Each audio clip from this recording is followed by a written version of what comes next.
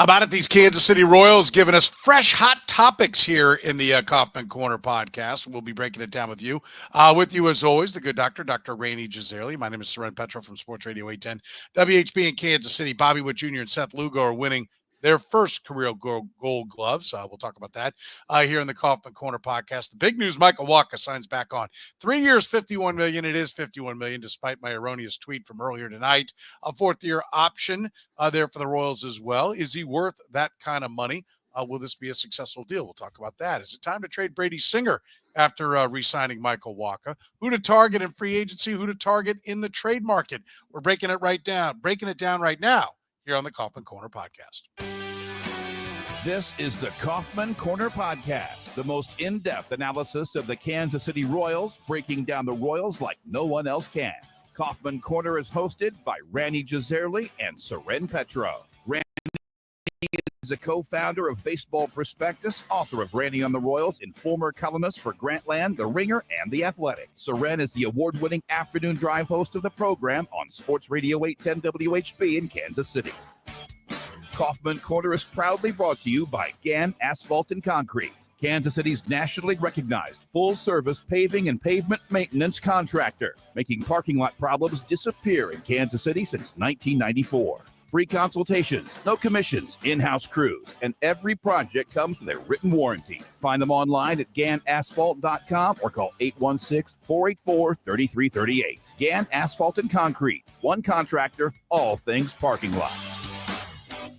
Now, here are your hosts, Rany, Jazayerli and Soren Petro.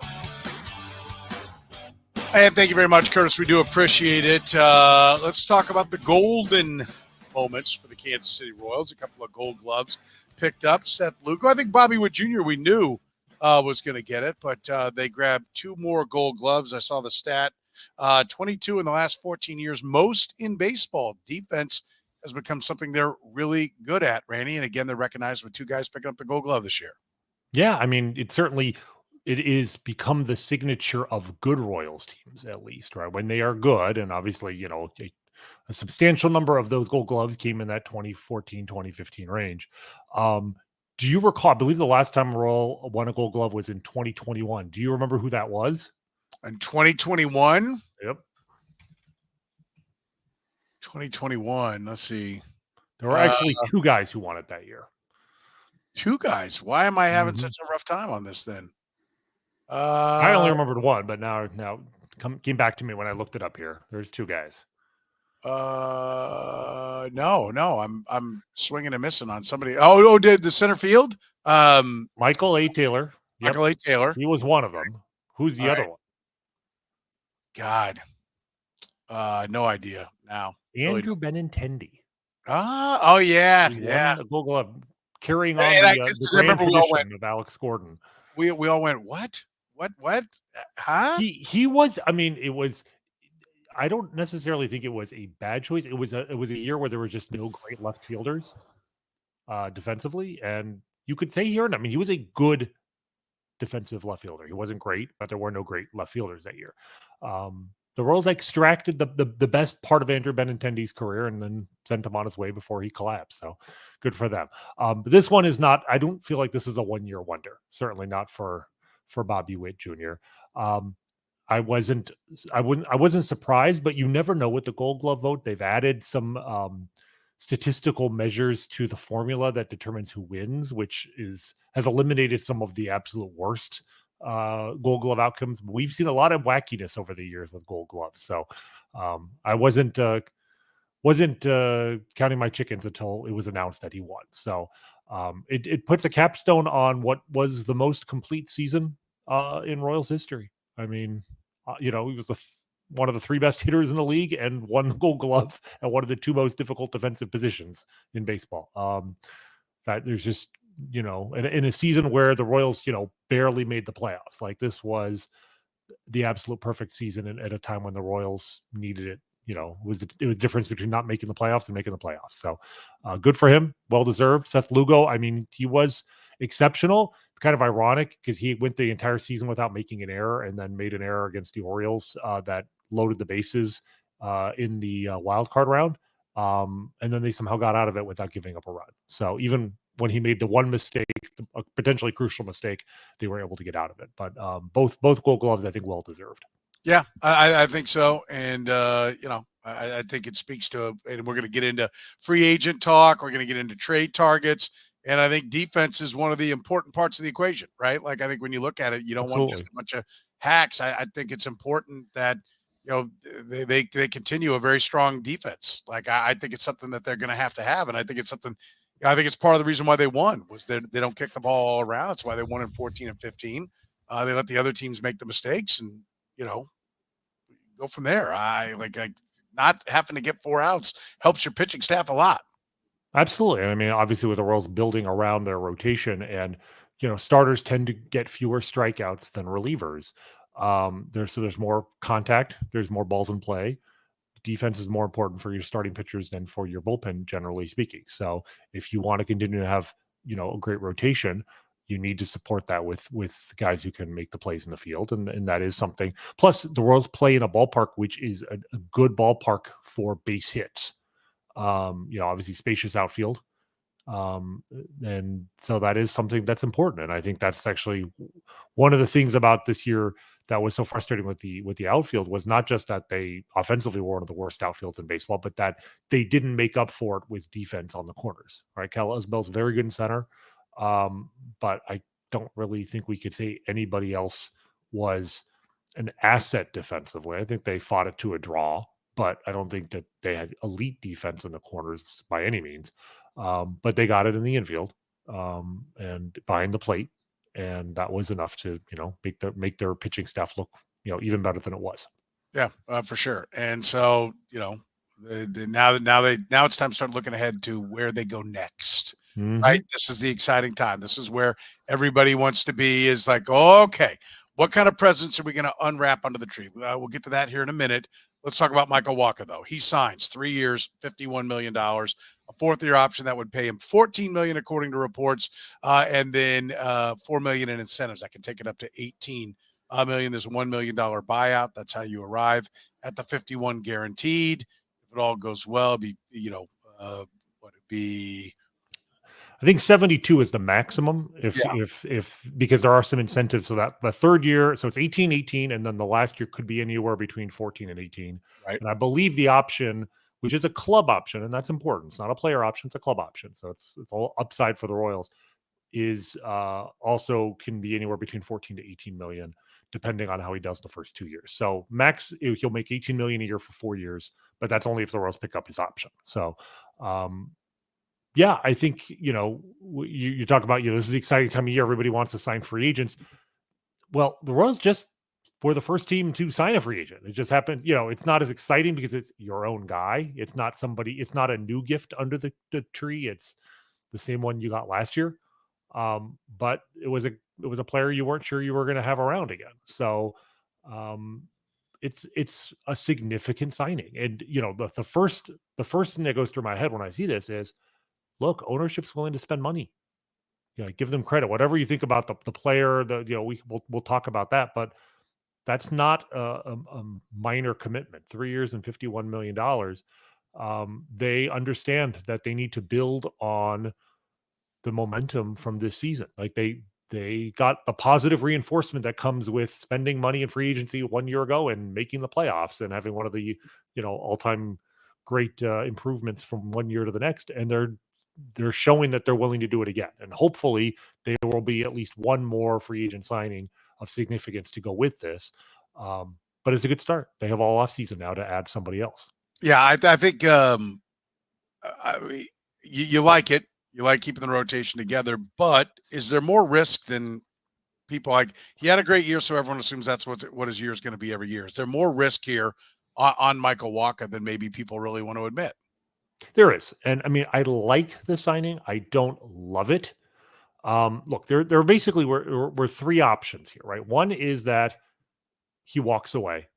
Or no, so right. The first option is he picks up his player option, which we didn't expect that to be the case. 1 year, 16 million. He could do better than that. We knew that. Right. So the second option is that the Royals basically make him a qualifying offer for 1 year, 21 million. And he declines that because he could have gotten more, which obviously he did. And the Royals get a draft pick. So they they get a top 40 draft pick and they get all the money that they just gave to Michael Wacha. They can play with that and give it somewhere else. Right. So, I mean, this is not a slam dunk. They could have gone back into the market, tried to find somebody else. That would be the next Michael Wacha, a mid-rotation starter in their early 30s. Maybe, somebody who's had some health issues in the past. And so that'll keeps their price down. And try again. And maybe you don't have to put out quite as much money and you get a very good draft pick as well. So that was a legitimate option. And, frankly, I think it was a good option. I was hoping, I had a feeling that this is where we would end up with him coming back because he was very happy here. The Royals were happy with him. I was hoping it would be 2 years guaranteed. I suspected it might be 3. I will say I'm pleased at the amount. Like I thought it might be 3 and 60, 3 and 51. I'm pretty good with that. But I think the biggest thing here is that if this had happened 3 years ago, I think I'd be more concerned. I think the Royals pitching development, side has earned the right for me to assume that by fact of them signing him, it means they are privy to the knowledge about the health of his arm, about his ability to stay healthy. Because the number one concern with Michael Wacha is not the quality of his work; it's the number of innings he's going to give you. Right? I mean, he threw more innings this year, 166 innings. He hadn't thrown 140 innings in a season since 2017. If I know for a fact he's going to give you 5, basically he would average 166. If he throws the same number of innings, that's exactly 500 innings over the next 3 years. If I know nothing else about Michael Wacha except that he throws 500 innings over the next 3 years, I can say fairly confidently he'll be worth the money. What's interesting is his innings totals for the last 4 years. This year going backwards, 166, 134, 127, 124. Right? And he threw 124 innings for the Rays in 21 at age 29, and he did it in 29 starts. Right? He had 29 starts this year and threw an additional 42 innings. Now his ERA, that year was a 5.05, right? He was having issues, but I'm with you. I think the coaching and the management that they have now, if it was your guy, the man who shall not be named, who is still at the pitching coach position, no, you feel like, why would we think they'd do anything right? But I feel like anyone they bring in, you're going to get the best version of who they are. And Walker doesn't just rear back and fire fastballs that blow out arms. So he really pitches. And so I think there's a reason to believe that he can age gracefully, but he is going to be 30 in his 33-year-old season. I'm looking up his birthday is in, I think it's July. So he's 33 and 125 days. Yeah. July 1. Yeah. Yeah. So he'll be 33. Basically at the end of the 3 years, he'll be 36. Yeah. So, there's some risk there.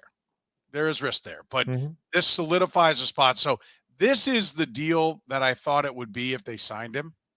I thought the Royals were going to have to go to a third year. I didn't think it'd be 2 with an option. I figured he'd be able to get 3 out there. And so if you wanted to get him, this is it. And I might even say that there's a bit of a hometown discount. He was Keith Law's number 13 free agent.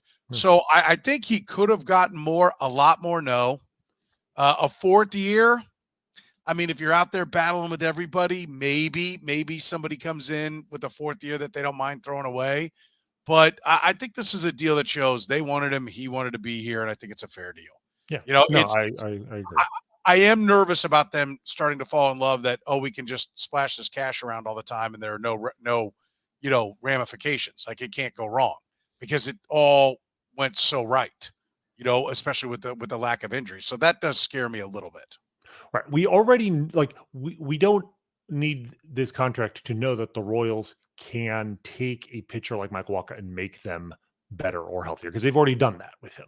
What we are betting on, you and me, on this contract is that that the Royals have demonstrated an ability to evaluate a pitcher, not just improve a pitcher, but to evaluate honestly what they have and to say to themselves, we believe he can stay healthy for the next 3 years, right? Because it's not nothing that they got him to throw 30 more innings than he's thrown in a season in, 7 years. And, he showed no sign of degradation. In fact, he got off to a mediocre start. I think his ERA was close to 5 in mid-May and was nails the rest of the season. And, he made 2 starts in the playoffs. They weren't great, but they were, they were against the Yankees. So, it's understandable. And that's the other thing is that, like, you need 3 good starters in the postseason. And the fact that he was good enough to be one of those 3 to start in a playoff series behind Lugo and Reagan's, you know, you don't necessarily want to go all out for your number 4 or your number 5 starter, because not only are they not as good, but like if your mind is on the postseason, you're already thinking, how much value is this guy really going to have in the playoffs if he's not actually starting, a game? Maybe he'll start once in a game in a best of 7. But Michael Wacha was good enough to start in a best of 5.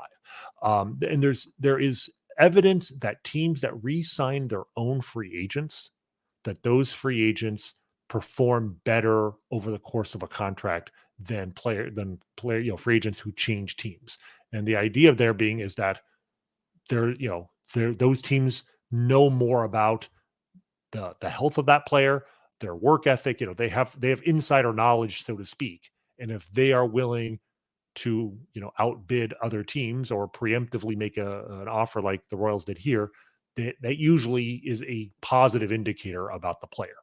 Right. So I'm giving the Royals the benefit of the doubt because I think they've earned the benefit of the doubt over the last 2 years to give him 3 years. The money, like you said, I think he probably could have gotten a little bit more. Yes.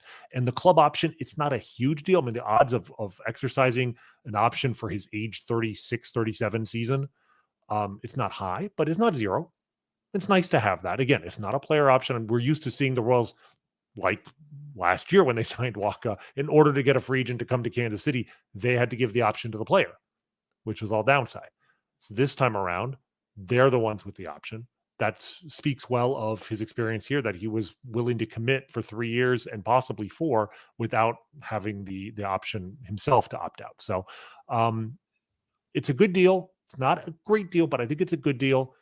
And I like the knock-on effect, which is the same knock-on effect that happened last year, which is that signing Michael Wacha actually helps the offense. And the reason I say that is last year, signing Michael Wacha allowed the Royals to not trade Vinny Pasquantino for a pitcher, right?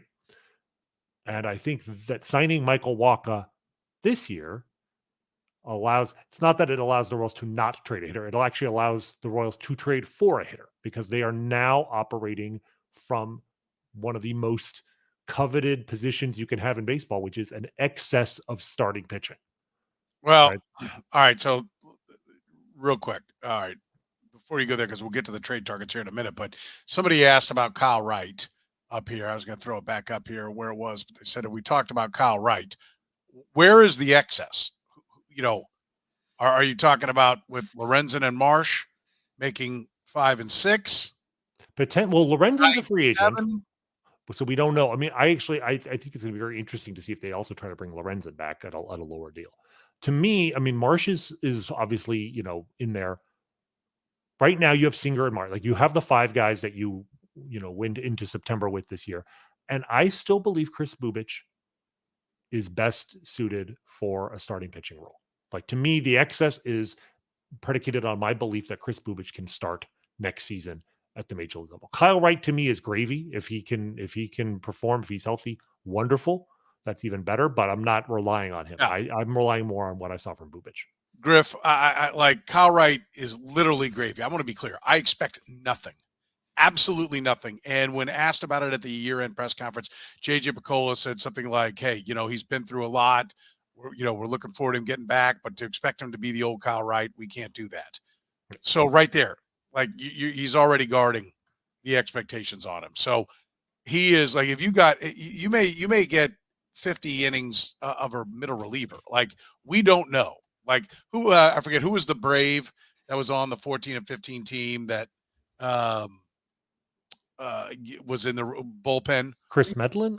Yep. Like, this may be a Chris Medlin, right? Which would be fine, which would be great. I mean, he was a reliever and was effective. So. Or he lands and he's Seth Lugo or Michael Wacha. Great, but like, right. The expectation, you expect nothing. This is a flyer. The thing you have to remember with Kyle Wright is he had shoulder surgery, not elbow. This wasn't a torn UCL where you have a little more confidence. It was a torn capsule, and medical advances make me more optimistic. Toward capsule is something that you actually see guys come back from a lot more nowadays than you did 20 years ago or whatever.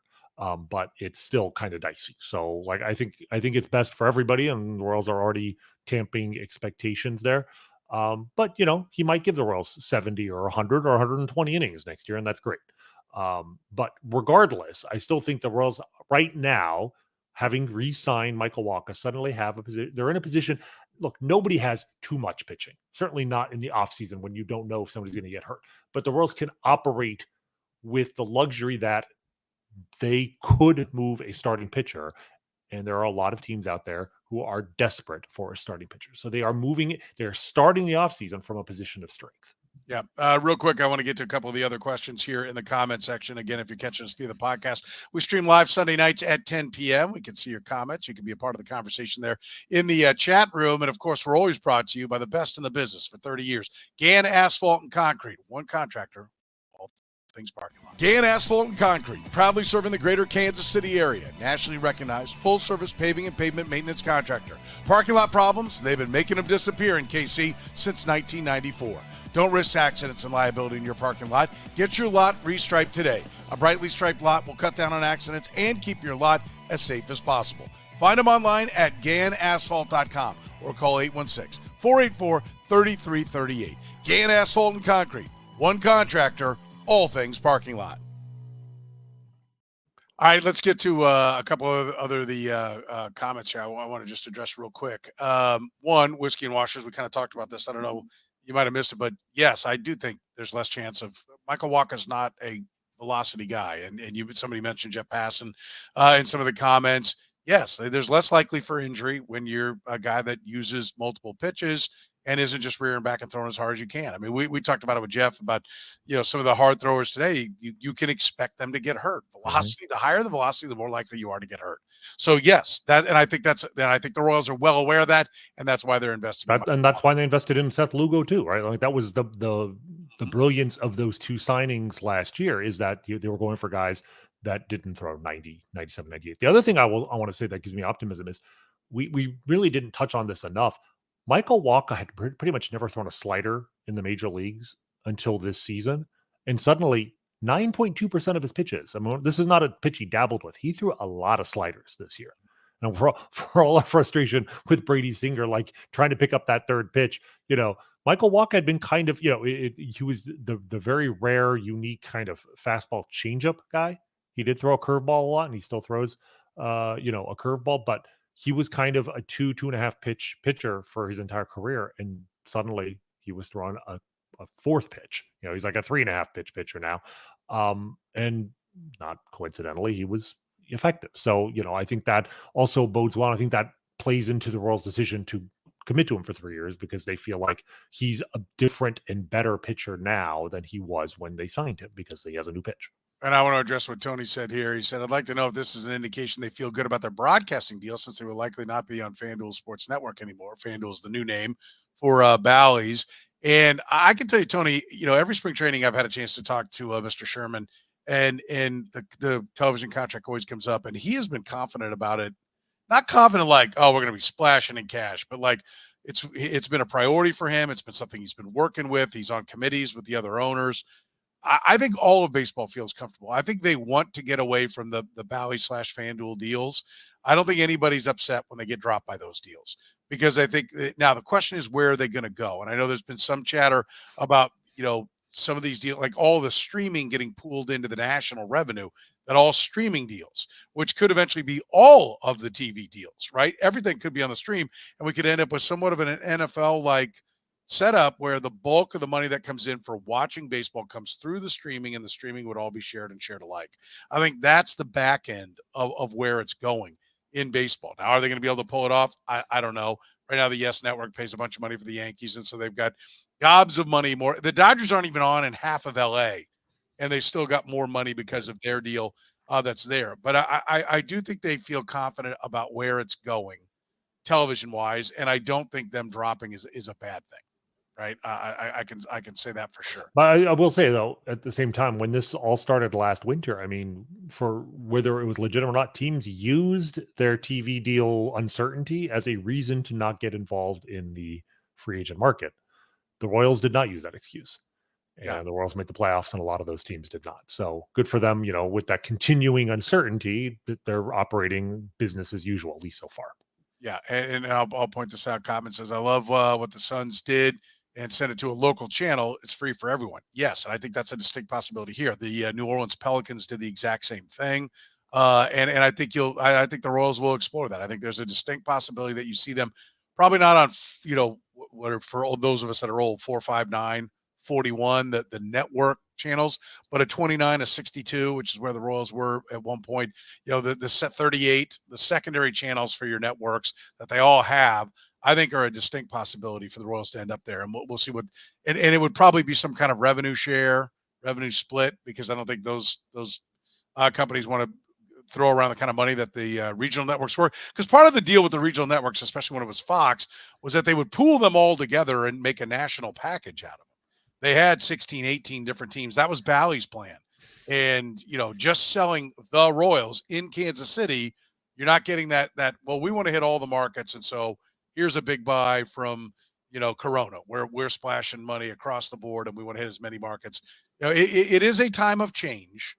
There's no doubt. But we will see where it goes from here. All right. Let's talk a little bit about, what this means for the guys on the team. Right? You mentioned a depth of pitching. So who is on the trade market? And I think we both land on the same guy, right? We did this before, Brady Singer.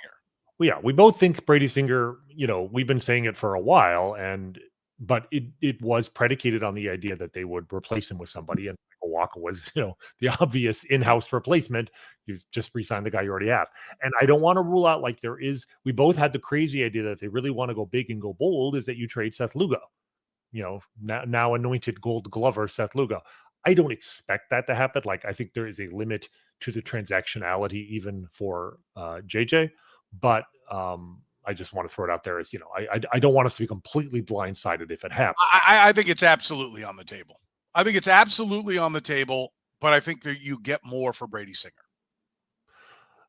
That's interesting. It's 1 year versus 2. You probably do, but that Lugo does have the upside. It's 1 year versus 2, but it's 2 with the idea that if it works, you want to re-sign him, right? I think somebody do have the inside track. That's a good point. I think somebody could acquire him and then look to extend him. Let's make it a 4-year deal. We'll buy out the last 2 years and buy 2 years into free agency.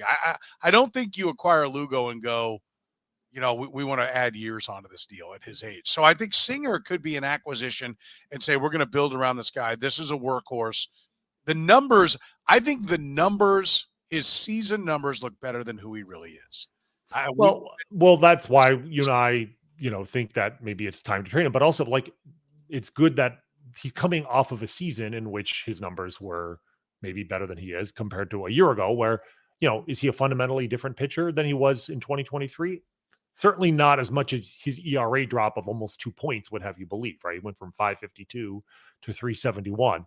His FIP only dropped 35 points. And teams are savvy and they know that, he's probably the same guy, but, a little more refined. But still, it's a lot easier to sell it on your fan base that you've traded for a guy who is coming off, 180 innings and 3.71 ERA than a guy with a 5.5 ERA. So he has value. And it's not that I want to trade Brady Singer. It's that the Royals need offense. They cannot go into next season if they want to be a contender with the same offense that, was the worst in baseball in September, nearly cost them a playoff spot, and then scored 15 runs in 6 postseason games. They need to pick up a bat. They have obvious areas where they can upgrade in the corner outfield, especially because offense there is usually easy to come by, and the Royals really don't have any good internal options. So I do think, and this is why I say re-signing Michael Wacha is going to help the lineup, because I do think this makes it much more likely that we will see the Royals make a big trade for an everyday position player. And the most likely guy to be sent packing for that player is Brady Singer in my mind. Yeah, I think he brings the most return. Now, I think you could do something smaller. right? Like, I mean, but I think we're talking about a pretty big deal if you move Brady Singer. Well, that's the idea, right? That you're not going to get an impact player if you don't trade, a guy who's a legit number 3 starter. Freddie Fermin, I still think is a guy who might be moved, and it would make sense to move him because you've got 2 catchers who, Freddie Fermin is not a classic starting catcher, but he's much more qualified than just a backup. I mean, he's one of the best defensive catchers in the league, and he's been essentially a league average hitter for 2 years now. He's 30 years old. He's not getting any younger, but he's also like ready to go now. There's some value there. And whether you package them together, whether you trade for me for prospects just to upgrade the farm system while you're trying to compete at the major league level, like they have some flexibility there. And if there was one other guy I would suggest looking to trade, it would be Freddie Fermin. But I don't think you're going to trade Freddie Fermin for like an everyday hitter in your lineup necessarily. You know what I'd rather see? I'd rather see him move one of the guys down low, because it means that you're starting to identify who you think can really play. Right. And now, but by guy down low, you mean a minor leaguer or yes, one of their? Okay. Yes. No. I mean, Freddie Fermin and Salvador Perez is a nice combination of catchers at the big league level. It gives you defense. It gives you pop. Salvi can slide around. If you end up coming back with somebody who's got to play some games at first base, and that changes the dynamics a little bit, but I do think getting Salvador Perez out from behind the dish is part of what's kept his offense alive. And so I think that's important. You need somebody who can really do it. And we're talking about, I mean, I think you do have a bit of an obligation to try to win next year, like not just sitting around waiting on, well, we got somebody coming. You can get a stopgap. Listen, if you get a huge return for him, but based on whatever that might be, right? Like if you get more back for him than what he is worth, I'm fine. I'm fine with trading anybody. Everybody should have a for sale sign out there, right? I have no problem with it. That's the transactionality part of the equation, is like, it's not just trading. It's not the bad fantasy deal. Here's my 4 guys that suck for your 1 great guy. Right. Like, nobody does it. You have to move real guys and make either it's a fair trade and the parts fit what you need more and you make a better all around ball club, or you're a better horse trader and you're identifying better guys. I'm fine if they trade Freddie Fermin. I don't think it's going to happen. I mean, I agree with you that like if they don't trade him, they need to trade from their catching depth, right? Yes. Because we've talked about this. Carter Jensen, Blake Mitchell, Ramon Ramirez, all 3 of those guys are on our top 12 prospects, and Freddie Fermin, who's like, one of the best backup catchers in the sport. Like there's something there, right? That they should move. And I'm with you. For good teams like that have good players all around, he is a starting catcher. Like we look at him like that, like because the Royals have deficiencies on offense.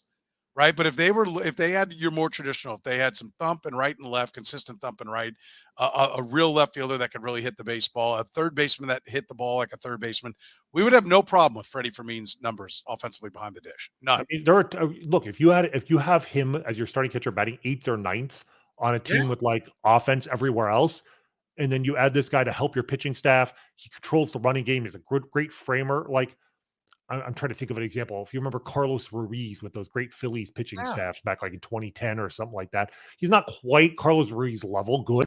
But like the point is, like Carlos Ruiz wasn't an elite hitter, and yet he was considered like the heart and soul of that team because they had Ryan Howard and Chase Utley and Jimmy Rollins. Like they had thumpers at the top of the lineup, and so they sacrificed a little bit of offense to have the field general behind the plate. And you could do that, right? Like Freddie Fermin, you're not going to sell anybody. He's Carlos Ruiz, but he's good enough that he has value even to teams that are trying to contend. Absolutely. 300 to 400 plate appearances. I mean, that's essentially what he did for the Royals this year. And they made the playoffs. And, I still think that, there was a mistake for them to not use him in the postseason. So yes, I think there's value there. I do think you're going to get more with Brady Singer out there. Yeah, I agree. All right. And what are you targeting on a trade market? Well, I mean, or are we going about this backwards? Should we target free agency first? To me, you look at the trades and then free agency you can use to fill in. Yeah, but the question is, they go hand in hand. Right. The thing is, free agents are going to come off the board. You can make a trade anytime, but once the free agents are gone, they're gone. So I almost feel like you should focus on the free agents first. Okay. With the idea that because you're going to have an idea. A lot of them will have signed, or at least you'll have an idea of who you can go after by like the winter meetings by early to mid-December. Whereas the Brady Singer trade, I could see that being over the holidays or January, right? After you figured out what you could fill in with cash, then you go and you make the trade that hurts, right? I don't remember when was the Zach Greinke trade? I don't think it was made that early in the offseason, but I could probably look that up. That's the ultimate trade that hurts, right? Yep. December 19th. So right after, about a week after the winter meetings. Yeah, that's the one that hurts when you're rebuilding. The trade that I think is the James Shields trade is the better comparison, because that's the trade that you make that hurts from a prospect standpoint. But we are talking about, this is kind of new territory. They're not just pure buyers and they're not just pure sellers. Like, they were clearly selling with Zach Greinke and they were clearly buying with James Shields. Here they're trying to kind of maintain it. Right. Well, they're trying to redistribute. They're not adding or subtracting talent. They're redistributing talent. Right. And so the challenge here is finding a team that has the same kind of needs you have in reverse. Right. The Royals will have excess of pitching, and I'd like a hitter, ideally an outfielder. You need to find a team that has an excess of outfielders and needs pitching. And, I can tell you, having spent some time looking at all 30 teams, all 29 other teams out there, it was a lot harder to find a team that hooked up with the Royals in terms of their needs, a lot harder than I thought it was. So the Royals may need to get creative here. We both have some ideas, but do you want to talk about free agents first? Let's talk about the free agents that we both think, we think might fit, especially in terms of outfielders. So do you want to start us off? Tell us who you got on your list. I mean, I don't love the outfield. Do you like what you're seeing in the outfield, first of all? In terms of free agents? Yes. I don't love it. There are some guys I think would be helpful. Like Juan Soto? Yeah, well, obviously, for our purposes of our exercise, I did not consider the guys in the top 10 of Keith Law's top 50 free agent list. Yes, Juan Soto, if the Royals would like to sign Juan Soto, I will say this every week, and maybe not half joking, maybe 3/4 joking, but not 100% joking. If the Royals want to sign Juan Soto, you will have my full endorsement on this show. For ultimately, any price, $45 million a year for 14 years, but that'll do the trick. $630 million. Yes, I would do that. I do not expect it, but I will still put it out there as like a good option for this team. But other than that, the top free agent on this list that I considered was Anthony Santander, who had 44 home runs for the Orioles. But he sucks defensively. He's not great defensively. He's 30. He's a really good power guy. Didn't have a great OBP this year, although he had literally the lowest batting average on balls in play of any qualifying hitter in the majors this year, which suggests some bad luck. Like, some of that is him because he hits a lot of pop-ups, but not all of it is him. So I do think there's probably some bounce back in his batting average. The worry I have with a guy like this is simply he might be Nelson Cruz and still be hitting for power 10 years from now. He could be Jose Bautista. But he could also be like Chris Davis. Like, when these power guys, once they lose a little bit of bat speed, once it goes south, it can go south in a hurry. Right. And I just worry, a 2-year deal, absolutely. Sign me up. 3 years, I might consider it. 4, I'd start to worry. And I just think that he's going to be too expensive for the Royals to get. There are definitely some 1-year kind of stopgap guys. Max Kepler is a guy I definitely looked at it. I don't love it. But all these, you're going to rattle off all the names I looked at, and none of them do I go. There's only like 6 or 7 guys, outfielders on the list. And yeah, they're none of them are great. Kepler, I like the idea of a 1-year kind of like make good contract, and he can walk away after a year. And he does generally get on base. He was not fully healthy this year and his numbers were down. I'd consider it. But it's not great. Here's the one guy on the list. Well, actually, I'll mention one other guy who also I think would actually be like a good, because his price tag will be low and actually would be useful in like a platoon role. That's Jesse Winker, who was with the Mets. They traded for him actually midseason and actually played quite well in the postseason. And is an OBP guy.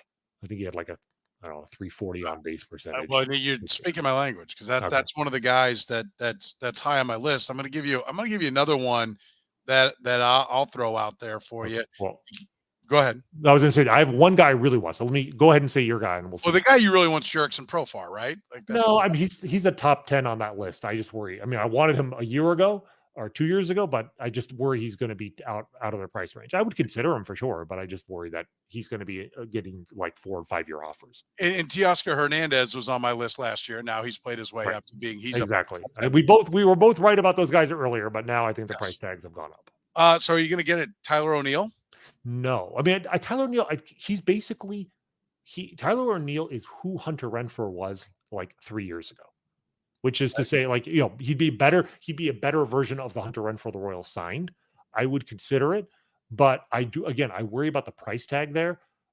I'd rather the Royals have the flexibility and maybe sign a 1-year guy like Kepler or Winker. But so I'm intrigued by Tyler O'Neill, because if they get Tyler O'Neill, to me, it means they got a game plan for a platoon, right? Like they're not just going to throw him out there and say, you're the guy every day. But he's a right-handed hitter, which means if you're platooning him, he's playing only against lefties. Right. And that's why I don't think the price tag is going to be that much. Who's going to pay a ton of money for that? I actually think that you could get him pretty cheap. And that's what I'm saying. If you go get him, there's a bigger plan and there's another half to it. I just worry that somebody out there is going to see him as an everyday guy. Like, I think he's going to get everyday player money. Then you don't get him. Right. That's what I'm saying. If we can get him for the price tag of a role player, yes, I think he'd be a great role player. I just think that he's going to expect more than that. So, but here's the guy I want. And I'm going a little off the beaten path because he's really not an outfielder at the moment. He didn't play an inning in the field last year. Jock Peterson, okay, who is a guy really I think we talked about him a year ago as a guy that they could consider. The Diamondbacks signed him. He had a fantastic year. He's basically a platoon guy only. He is a platoon. He's a platoon guy. Yes, he is a platoon guy. I think he had like 32 at-bats against lefties this past season.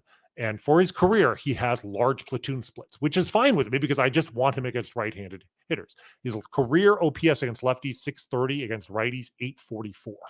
So why not both? I mean, why not? I wouldn't disagree. I think O'Neill's going to be more expensive, whereas Peterson, you might get on a 1-year, $12 to $15 million contract, maybe 2 and 20. I don't think you're going to have to go beyond 2 years with him. And he's such an OBP guy. And here's the thing: let's say he's a DH only. He played the corner outfield in the past. This was his first year as really a strict DH. But even if he just DHs, the fact that he's left-handed and he's a platoon guy, let's say you keep Freddie Fermin around. Salvador Perez starts behind the plate against right-handed pitchers. Jock Peterson is in the lineup as DH. Against lefties, Salvi goes to DH. Freddie Fermin starts. You basically are platooning Freddie Fermin and Jock Peterson with Salvador Perez moving back and forth, which is what the Royals want to do. Like, we know the Royals want Salvi in the lineup as close to every day as possible. They can't catch him every day, so you have another role for him. And right now the Royals don't really have, a full-time DH because Salvi, they need to keep that position open for Salvador Perez. So I think the way to use that position is to find a left-handed hitter who can play there every day against right-handed pitching and then sit against lefties. So Jock Peterson, to me, the combination of the bat, the price tag, and where he fits in this roster would make him a really interesting choice for the Royals. Yeah, no, I'm fine with Jock Peterson. I've liked Jock Peterson, his whole career. I mean, I think it's a good fit, and I think you can. That's why I say, be it Peterson, be it O'Neill, if they go get somebody who's purely a platoon guy, I'm thrilled because it means they're embracing that, and the Royals never ever would do that. And going and getting at least solving one half of the platoon or 1/3 to 2/3 of the platoon is progress. And it's like Dayton Moore was always looking for this superstar that was going to, play against every guy. And it's okay if you put two guys together. God forbid you develop somebody who comes up or you bring a kid up who comes through, whoever it might be. I know somebody was asking about Gavin Cross or whatever, and you get the other side and he doesn't have to go, swing against his worst side for a little bit as he, gets his feet wet. God forbid you do that. I'm totally fine with Jock Peterson. I like O'Neill because I don't think the number is going to be as big as you do. Okay. If it is, I like the player. I just worry about the price tag with him. So yes, they both have a role. And again, if you use them not as an everyday guys, I think they're a lot more valuable. Yeah. How about? You're not targeting anything at third base. I thought about. Look, if Alex Bregman if they could get Bregman over here, I think I would find a place for him. But I just worry the price tag there is going to be huge. I'm with you. You call Bregman, you get in on the mix. If the bidding's going up and you're just being used as a bid tool, fine. Drive up the price for somebody else to go get him. But is there another option at third? Because I see one. I'm curious as to who your other one is. I didn't really look at all the options there. So who do you want to throw out there? Yoan Moncada. I looked at him. I worry about the health and I worry about. Oh, he's a hot mess.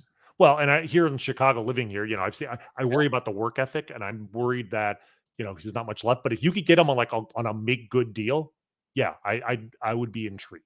See, to me, that's the thing is like Jack Pearson, Tyler O'Neill, those kind of guys that are incomplete players. If the price is not there, then I like that. And otherwise, I don't like anyone that you're going to be like, I am thrilled with this guy, and I put his name in the lineup every day. Or even if like I got a starter, they're going to be too much, I think. And that's why the free agency part, scares me. Like I'd take a shot on a 1-year prove-it deal with Mercado, or even one with a club option. Right. To where if you can, that's the kind of deal. If he's willing to consider that, yeah.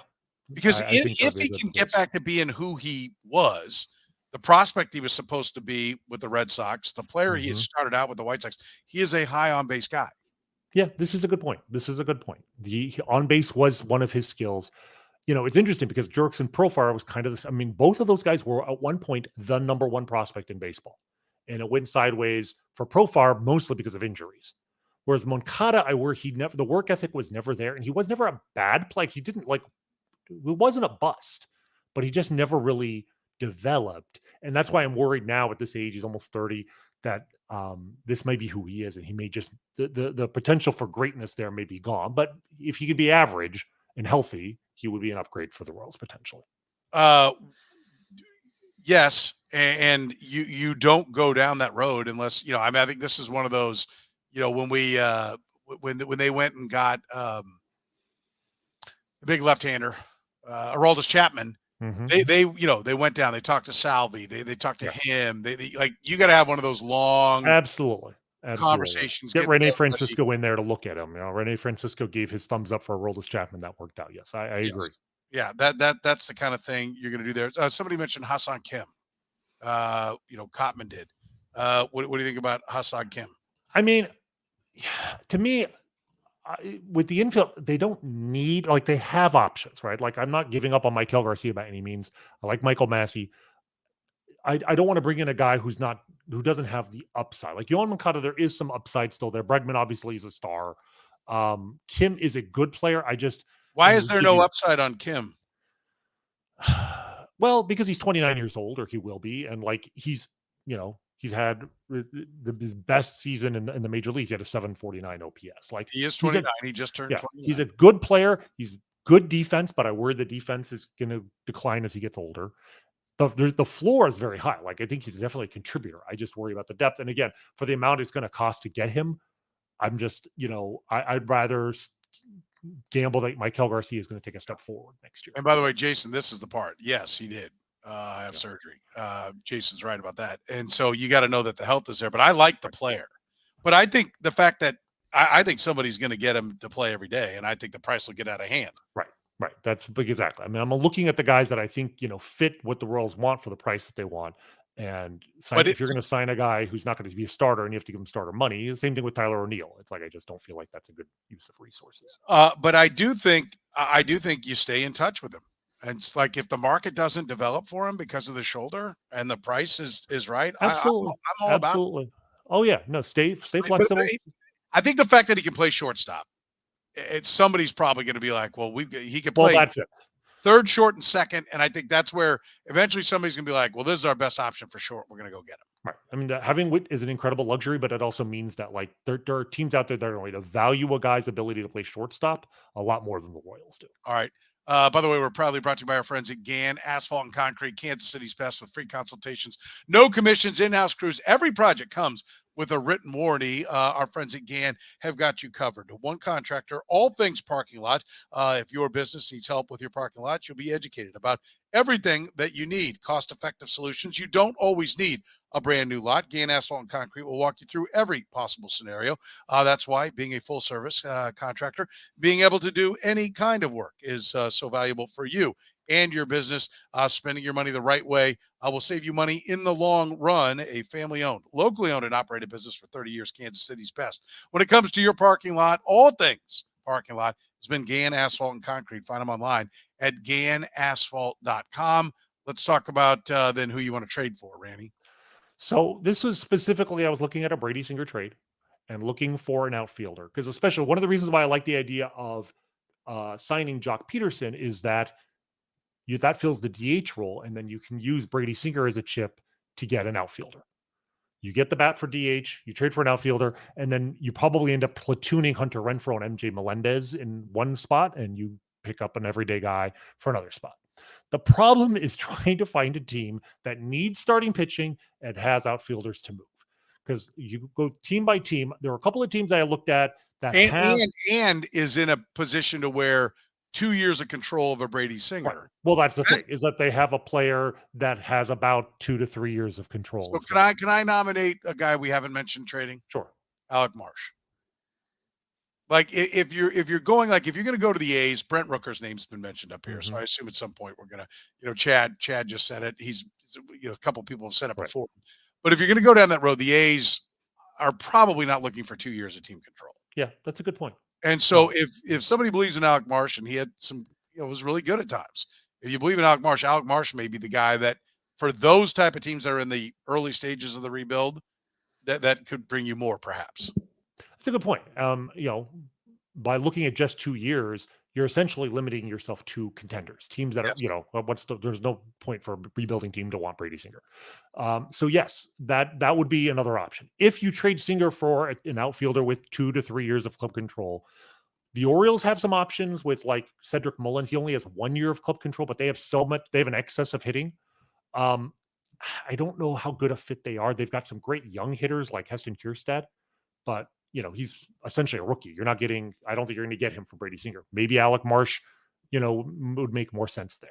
The team that honestly fits really well with their outfielders are the Cardinals, who have Lars Nootbaar in right field, Brendan Donovan in left. He also plays some second base, but I'd love to have one of those two guys. The problem is the Cardinals basically have a rotation of 5 Brady Singers already. They built the rotation around number 2, number 3 starters. They have Sonny Gray, who I think he's still under contract. Lance Lynn, I think they have a club option on. Kyle Gibson. They traded for Eric Fetty at the deadline, so they have him under. So there's just no need in St. Louis for a Brady Singer type. Now, maybe you get a 3-way trade going. I could see a situation. Obviously, the Cardinals just acquired Eric Fetty in a 3-way deal. That could test JJ's transactional ability, because I think getting one of those Cardinal corner outfielders would be a fantastic fit for Brady Singer. I think they're both under control for 3 years, so you may have to throw in a little bit something extra. But that would probably be my first call to see if you could get one of the Cardinals corner outfielders. Okay. Right. Do you have any other teams in mind? Well, Brent Rooker is a guy that I'm looking long and hard at, and I think you're going to have to give multiple prospects to go get him, or Alec Marsh and a prospect. Somebody said Singer and a prospect. Again, I don't know how much Singer, unless it's to pitch him and then they think they can flip him for more themselves. Or if they think playing in Sacramento, we better put some kind of semblance of a team out here. I don't know if they're interested. So I am very interested in going for Brent Rooker. I know it'll be incredibly hard when you're the team. I mean, I was going to say, it was too painful for me to look at him. He's an obvious get, but the fact that he was a Royal already for 3 weeks, I just couldn't do it to myself. But I'm going to come back to the name Luis Robert. I mean, okay. Because I think the price could be pretty cheap. I think it wouldn't be Brady Singer. I don't see how they would. You're buying low, right? But yes, as a player, I think that's somebody I would definitely consider. And he's under club control for I guess 1 more year. So they may be looking. So that one may be where you trade a prospect, right? You're not trading Brady Singer, but you can trade a prospect, trade a young guy if you've decided you want to move on from one of the younger guys who came up. I think Michael Garcia is worth more than him, but maybe not that much more. I don't know. So that's where if I'm finding a third baseman, I've got Michael Garcia that I can move over to them. That could be an option. Yes. He's a bounce back candidate. But prior to this year, I mean, he was the guy that the White Sox were building around. But look, if you coming off 121 loss season, there should be no sacred cows. So I would like to think he's available. Okay. I'm going to throw out one more team though, that I actually think there might be kind of a fit, even if I don't know exactly which player it is. And that is the Milwaukee Brewers. They always are. They're transactional for sure. They're transactional. And here's the thing. They have so Christian Yelich missed the postseason, right? But he's coming back. He's coming off his best season in a while. He's under club control for 4 or 5 years. He's the star of that team, right? He's their Salvador Perez. They have to play him. Jackson Chourio is now one of the 5 most valuable commodities in the sport, like, incredible rookie season at age 20. He's their Bobby Witt, right? Those are their corner outfield guys. They've still got Garrett Mitchell, who I don't know if he was officially a rookie this year, but yeah, he was still a rookie, still had rookie status, and was very good in 200 plate appearances. Great defensive metrics in center field. Was only 25 years old. He's under club control for at least 4 more years. I don't think you're getting Garrett Mitchell, but like if they're going to have Garrett Mitchell in center and they have Yelich and Jackson Churio, then Sal Frelick, who was their first round pick 3 years ago out of college and played essentially every day. He lost his rookie status in 2023, but he's got just about 1.5 years of service time. So he's under club control for 5 years, but they don't really have a place for him. And the thing with him, he's an excellent contact hitter, excellent hitter for average in the minors. The power has not shown up yet. I don't think anybody really knows what he is, if he's an everyday guy or not. So there's some risk there. I see him, though, as almost like a young Andrew Benintendi. He's a great defensive outfielder. We're talking about the defense. His defensive metrics in right field have been terrific. He homered in the game 3 of the wild card series. He was, on pace to be one of the Brewers' heroes until Alonso hit the 3-run home run to win the series for the Mets in the 9th inning. There is some pop in that bat. And, could he be an Andrew Benintendi type? He's only going to be 25 years old. So there's some upside there. It's an interesting idea. The Brewers had really good run prevention this year, but it was mostly their defense. Their pitching staff was just a mixture of guys. I mean, the Brewers are great at pitching, finding guys and getting 60 good innings out of them, but they could really use an anchor, right? They traded Corbin Burns away. Brandon Woodruff's amazing, but he's going to be coming back from, he missed the whole year with surgery. I think they expect him back next year, but that's, not a guarantee. So I could definitely see them having interest in Brady Singer. So there may somewhere in there, whether it's, I'd love Garrett Mitchell, but if maybe Sal Frelick, there might be a match there with the Brewers. Obviously, the Greinke trade was with them. Like the Royals have a history of making big trades with the Brewers. So that's the one dart throw I'm going to make out there, that the Royals make some sort of transaction with Milwaukee. Okay. I'll give you another one because I think this is a team that could have interest in a guy like Brady Singer. And I don't know how this deal would come together. And I think Singer's worth more than this guy, but I think it's I think it's an interesting fit. How about Jonathan India of the Cincinnati Reds? You hear that one a lot, actually. People seem to like, there's a fit there. The Reds need a pitching. They've got some excess. And India is an on-base guy. He's basically only in a second baseman, right? And do you move maybe you move him to the outfield? Is that what you're thinking? Or well, maybe the outfield, or he and Massey are a platoon with some third base at bats going. One of them playing some time at third base as well. So his defensive metrics at second are not great. And so I actually wonder if he's a guy you see second baseman move to left field all the time. Right. I almost like the idea of acquiring him and moving him. He will. Well, I like the idea of his on base percentage is what I really like. Yes, absolutely. I mean, even and he has some pop now. The pop, some of that's Great American Ballpark. Like that is a great place to hit for home runs. And he hit 21 as a rookie, but then it's been 10, 17, 15. Like there's some pop there. But 80 walks last year. That's what got my eye. He'll be 28 years old. He's under club control for 2 years, like exactly the same. That one's almost too easy. I probably would want a little something more than India in the deal because his offense is okay. It's not great. And the defense is a liability. And you're going to have to move him to a new position probably. At least that's how you present it to the Reds. Well, but there's something there. And that's one of the reasons why I like it is like maybe you get a prospect back as well. Because the Reds need to win. Like I think the Reds are an interesting team that if they've got anything, they need to go out, like especially when the Royals just passed them up. Like I think there's a lot of pressure on the Reds, the Pirates, those teams that have been like, oh yeah, here we come. Because there was pressure on the Royals. We're like, look at the Reds, look at the Pirates, look at these teams, look at the Diamondbacks, look at these clubs. And now here the Royals are in the playoffs. So I think the Reds and Pirates, Diamondbacks obviously went to the World Series in 23. But I think the Pirates and Reds should be open for business and willing to do a lot of things because the Royals just went by them. Absolutely. No, yes. I think you're right. And the more I think about the idea, I didn't like India as a second baseman, but I actually like him as a guy to move to the outfield. And I think you might be able to get more than him for Singer. So if you can get India and a prospect, that might actually work really well. And I also, because like I don't know if anybody's noticed, but Michael Massey hasn't played a full season yet either. Right. And so it's Yeah. insurance there at second. Certainly that's a nice, his ability to play second base is certainly a nice fringe benefit. And I will take my chances that the Royals can make him a better defensive player as well. Yeah. All right. Anybody else before we close it out?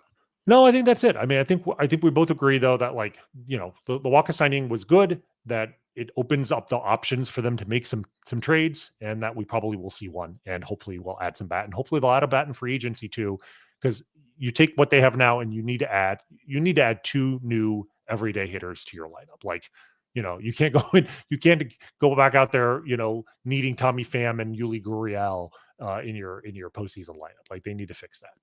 The Royals, somebody was asking about how much money do they have to work with, and at the exit interview, JJ Picola said he didn't have a hard number yet, but he expected to be around what they had last year. Last year was about 115. The expectation is with their arbitration players now, after signing Wacha, they're at about 100, 101, 102, somewhere in that range. Once they go through their arbitrations with people, so that gives them about 15 million to work with. I would be optimistic. He also said that, it's kind of a check with me with John Sherman. You got kind of some marching orders on what it is, but come let me know. Stop by the office and let me know if the right guy is available. I expect that number could go up a little bit more. But even not, like you said, if they have 15 million to play with, because if they trade Singer, that's probably going to be a wash from a salary perspective, because obviously Singer is going to make some money. So yeah, I think that there is, even with re-signing Wacha, he's making 18 million. He made, I think, 16 this past year. So that's, a mild up, increase in payroll. I think that the money is there for them to sign a quality, not as maybe a superstar, although I'd love to see one, but a quality everyday player. Make a trade for another hitter. And I think, and I will just say, I do not want to see a superstar signed. They've got money tied up in Brady Singer, and tying up a bunch of money in another player to just get hurt. They need to spread it around. When I say superstar, I mean Juan Soto. There is no other guy. I agree. But I don't want them trading for somebody 3 years into their 10-year deal either. That's different. Unless somebody's eating cash, just because I think those tend to be. And like you made a great point earlier when you said, listen, guys, free agents do better when you're re-signing your own guy. It's because you know who they are. Right. You know the warts, right, and you know how to deal with them. So yeah, I agree. All right. Don't forget, we're always brought to you by our friends at Gann Asphalt and Concrete, Kansas City's best, serving the entire greater Kansas City metro area. Nationally recognized full-service paving and pavement maintenance contractor, winning award after award after award. They've been making parking lot problems disappear since 1994. Find them online at GannAsphalt.com. For the good doctor, Dr. Rany Jazayerli, I'm Soren Petro saying thank you very much for joining us here on the Kaufman Corner Podcast.